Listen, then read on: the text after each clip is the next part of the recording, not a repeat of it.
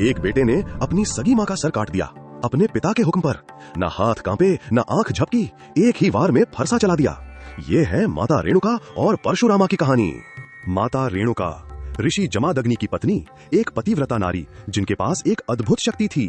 वो कच्चे मटके में नदी से पानी भर लाती थीं और मटका टूटता नहीं था। उनकी पवित्रता ही उनकी ताकत थी। एक दिन रेणुका नदी पर गईं पानी लाने। वहीं गंधर्व राजा चित्ररथा अपनी सुंदर रानियों के साथ जल मस्ती कर रहा था, पानी में खेलते हुए, हंसते हुए, गजब सुंदरता में डूबे हुए।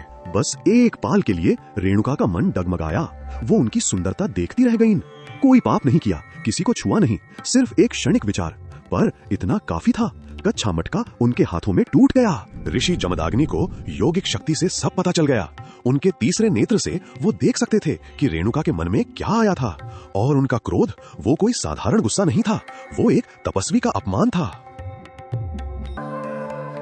जमदग्नि ने पहले बेटे को बुलाया, अपनी माँ का सर काटो। बेटा कांप गया, नहीं पिताजी। दूसरा आया, वो भी रोया और मना कर दिया। तीसरा, चौथा, सबने इनकार किया। कोई बेटा अपनी माँ पर हाथ नहीं उठा सकता था। तब आया परशुराम, सबसे छोटा बेटा। उसने अपने पिता की आंखें देखीं, उनमें हुक्म था, धर्म था।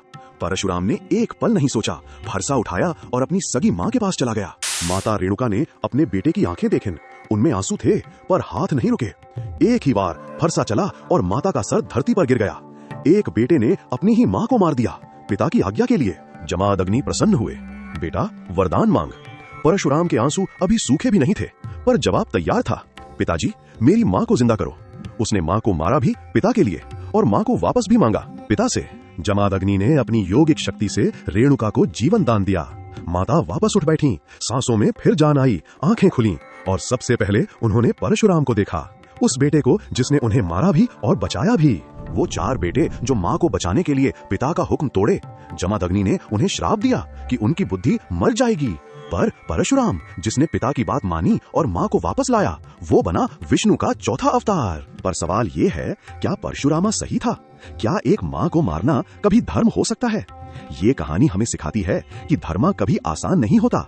सही काम करना दर्द देता है, पर करना पड़ता है। बताओ कमेंट में।